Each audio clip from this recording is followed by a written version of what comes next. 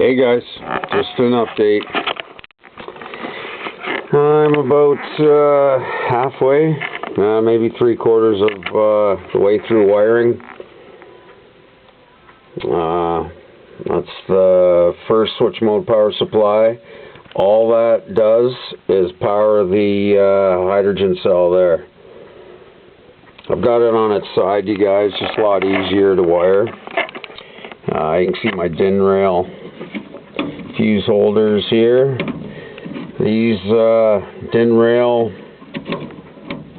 components, terminal blocks, fuse holders, oh, they're just the best, greatest to wire with.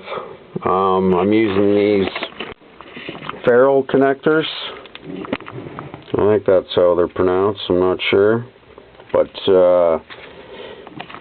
great connectors, especially for wires that are very, very small.